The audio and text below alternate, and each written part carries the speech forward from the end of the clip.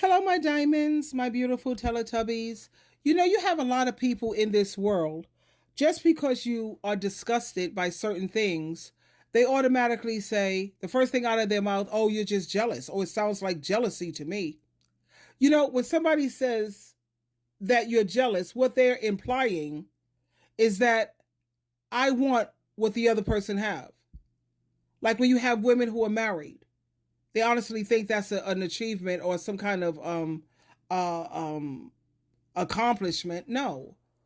And they say, well, it seems like you are jealous of people who are married. No, sweetheart, I don't want what she has. A ball and chain? I have freedom. Why would I want that? And what makes you think that women can't go out there and find themselves a ball and chain, do all the financial heavy lifting, lay down and be a floor mat and a lapdog, let this man pretty much have 90% of everything goes his way? Any woman could go out there and achieve that. That's not an accomplishment. So when a person say that they're jealous, would say that you're jealous, no. You got it twisted, baby. I'm disgusted. There's a difference between jealousy and disgust. And I get disgusted when women seem to feel that without a man, they're buying into this male patriarchy. You see, that's what's making me disgusted. Like I was looking on TikTok and this female, she had a ring and she was like, I got the ring. Look, I got the ring. And she was acting like this was such an achievement. You just signed up to be somebody's mammy. You're somebody's mammy now. What is a mammy? Somebody who's a caretaker. She's a housekeeper, a house slave, a hospice nurse, somebody who turns into his personal toilet bowl for sloppy toppies. That's a mammy, babe.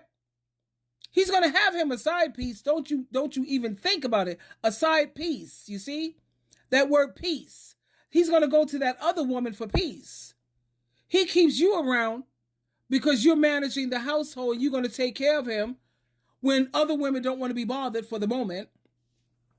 But I see it happening too much. These dudes are always going to have themselves a side piece, at least majority. I would say 97%.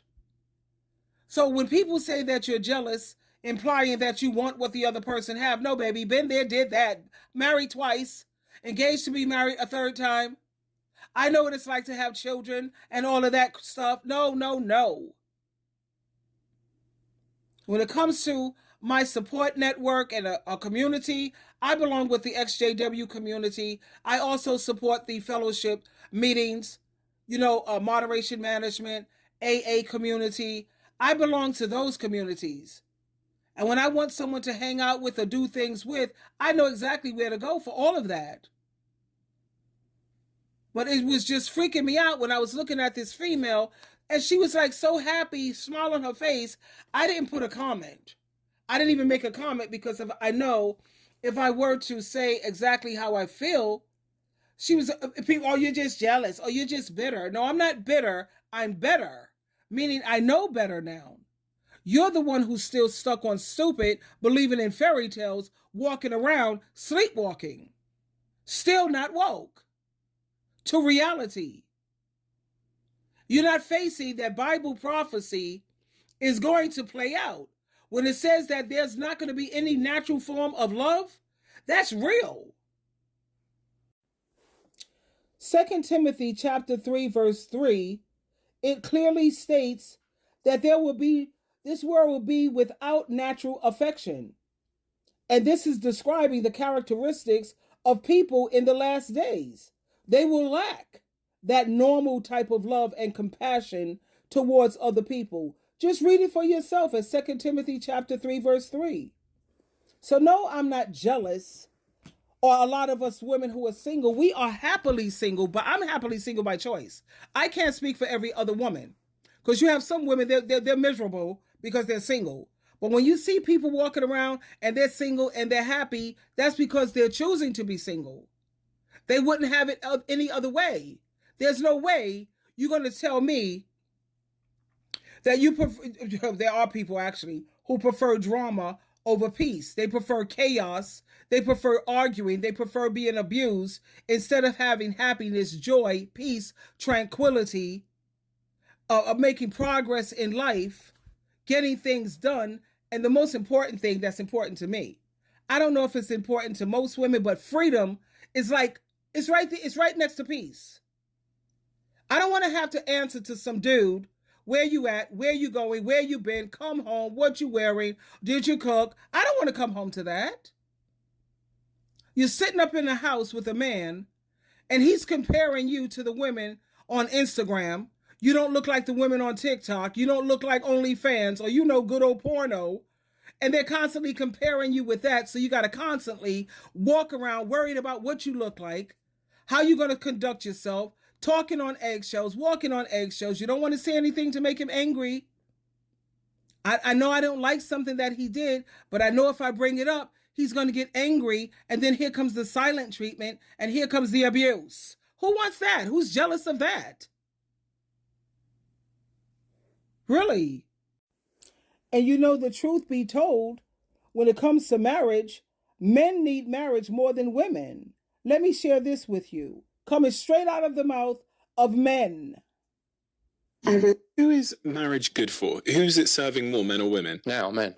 Because I was thinking, if we pressed a button and the marriage stats went backwards in time, i.e. more people got married and they gave birth within marriages, would that be better for men or women? It'd be better for men. Why? Because being with the kids and kind of with the mum is just right now still an incredibly important way for men to feel needed, connected, involved, etc. Might change, but right now it is pretty clear that they'll do better. And like if you look at the impact of being married and not married on employment, earnings, health, physical and mental health, life expectancy, huge positive impacts for men. For women. And of course, if we go back, if we went the other way, like you'd say, well, actually women who weren't married were in real trouble economically until recently, right? Women used to be economically dependent on men, but men were emotionally dependent on women. And I think we've really done a lot on the first half of that, and it's kind of revealing the second part, the fact that actually wifeless men, partnerless men, childless men, they don't do so well. In fact, they do terribly. Who is marriage good for? Who's it serving more, men or women? Now, men. So back to my point, no one is jealous. When you see a woman on here flexing her ring, I got the ring. Child, you just signed up to be a mammy. That's going to benefit him so much more than you. Because he's definitely going to have his side piece. He's going to have his cake. He's going to eat it, and he's going to eat your cake. He's going to sit up there. You're going to give him the whole cake. He's going to give you a crumb every now, a crumb of attention. A crumb of sex. You're going to get crumbs, sweetheart. You buy a whole loaf of bread, he's not going to even give you a slice. He's going to take one slice and throw you the edge, the rim, the edges of it. He's going to throw you a piece here and there. So when it comes to just because a person is disgusted by certain things, and like I said, what triggers my disgust is for women to buy into this male patriarchy and they still want to believe in fairy tales. A woman has no real worth or no value. You can't be truly happy unless you got a ball and chain. You got to have that ball and chain, baby. That's just ridiculous. Anyway, thank you for listening, honey. Twinkle, twinkle, twinkle. Remember, everything is not about jealousy. It's more about disgusted.